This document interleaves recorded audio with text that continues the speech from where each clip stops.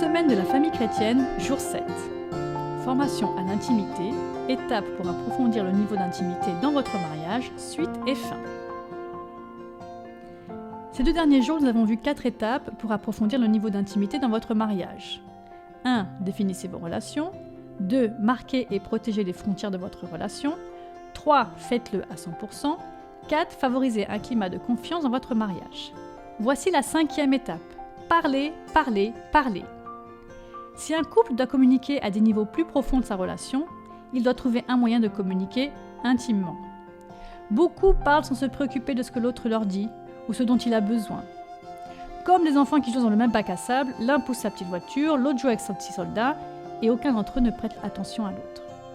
Jean Piaget, le grand psychologue pédiatrique suisse, a qualifié ce phénomène de monologue collectif. À maintes reprises, les adultes, voire des partenaires intimes, se lancent dans de tels monologues pour remplacer de manière médiocre un véritable dialogue. Une discussion intime est un billet d'entrée dans le monde intérieur de notre partenaire. Une simple conversation qui assure à notre conjoint que nous écoutons, que nous sommes vraiment intéressés à tel point que nous nous sommes tournés vers lui ou elle, avec chaleur et acceptation, peut contribuer à lui ouvrir le cœur. John Gottman, chercheur réputé sur le mariage, nous a donné un guide en 4 étapes pour y parvenir. Étape 1, exprimez vos sentiments. Il est très surprenant de voir à quel point il est difficile pour les gens d'exprimer leurs sentiments, en particulier les hommes, qui ont plutôt l'habitude d'argumenter et de trouver des solutions. Indépendamment des différences entre les sexes, nous savons que nous avons tendance à commencer les phrases par « tu », ce qui communique des sentiments non pas directement mais indirectement. Par exemple, lorsque la femme dit à son mari « tu as de nouveau laissé les assiettes sur la table », elle veut en fait dire « je pense que mon travail est considéré comme moins important et moins précieux que le tien et que tu n'apprécies pas à sa juste valeur ce que je fais pour notre famille ». Cette deuxième phrase est une déclaration en « je » et elle concerne les sentiments que la personne éprouve. Si nous communiquions de cette manière dans nos conversations quotidiennes, nous en profiterions, même si cela peut sembler un peu artificiel au début. La première étape consiste à comprendre nos propres sentiments, puis à les partager avec notre conjoint. Étape 2, poser des questions ouvertes. Une conversation repose en grande partie sur l'utilisation que l'on fait des questions. Ainsi, un bon interlocuteur saura comment poser des questions. Il saura faire la différence entre les questions oui-non et les questions ouvertes, et comment les utiliser de façon appropriée. Il est facile de distinguer les 2 types de questions si vous pensez à la réponse. Il est possible de répondre à une question oui-non par une réponse très courte, généralement un oui ou un non. Les questions ouvertes nécessitent une réponse plus longue, avec plus d'explications. Les 2 ont des avantages et des inconvénients qui doivent être pris en compte lorsque vous choisissez vos questions.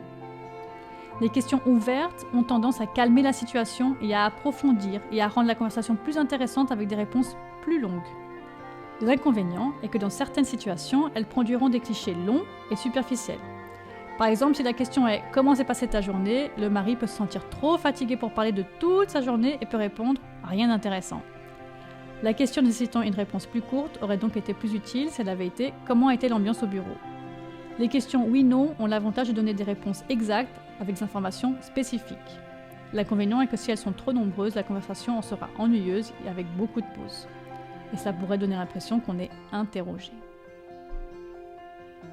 Étape 3, approfondissez les expressions de votre partenaire. Nous pouvons beaucoup approfondir une conversation si nous renvoyons les propos de notre partenaire. Votre partenaire sentira que vous êtes attentif à ce qu'il dit, ce qui l'aidera à s'ouvrir davantage et à partager plus d'émotions. En voici un exemple. L'épouse: « Aujourd'hui, j'ai regardé à nouveau les photos de notre mariage comme nous étions jeunes et amoureux. » L'époux: « Donc tu t'es senti nostalgique de cette époque où nos vies avaient moins de responsabilités et où nous avions plus de temps l'un pour l'autre ?» Étape 4. Exprimez votre sympathie. La conversation peut prendre fin si l'une des parties ne prête pas attention à l'autre ou ne sympathise pas, rejette l'orateur ou ne propose pas de solution. Dans une conversation intime, l'important n'est pas de résoudre le problème de l'orateur, mais de lui faire sentir combien il est important et que nous le prenons en sérieux ainsi que ses émotions. La personne n'a aucune crainte à avoir car il n'y aura pas de rejet. Tout dépend en grande partie du type de commentaires brefs que nous faisons dans ces situations. Nous pouvons utiliser des commentaires très brefs pour améliorer la conversation ou au contraire, nous pouvons faire taire la personne totalement en la mettant sur la défensive. Une fois que les gens ressentent le besoin de se défendre, cela marque la fin de l'intimité. Les éléments suivants vous aideront à maintenir une conversation fluide et à l'approfondir. Par exemple, je vois que ça te fait vraiment mal. Cela me fait également mal d'entendre ce que tu dis. Pas étonnant que tu te sois mis en colère. Si quelqu'un m'avait dit cela, je serais également blessée. Oh, ça a dû être vraiment dur pour toi. Cette situation aurait également mis ma patience à l'épreuve. Je crois que je sais ce que tu veux dire. Nous avons passé en revue 5 étapes importantes qui aident à approfondir votre intimité dans le mariage et à le rendre invulnérable à l'infidélité. Et si nous achevions ce séminaire avec une résolution de loyauté? Si vous êtes d'accord, voudriez-vous lire les phrases suivantes à voix haute avec moi?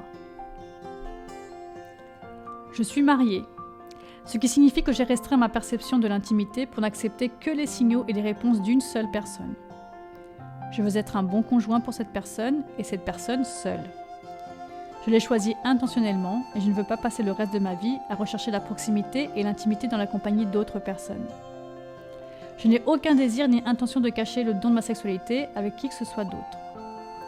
Je protégerai résolument notre relation contre tous les intrus, en veillant particulièrement à en préserver les frontières en toutes circonstances.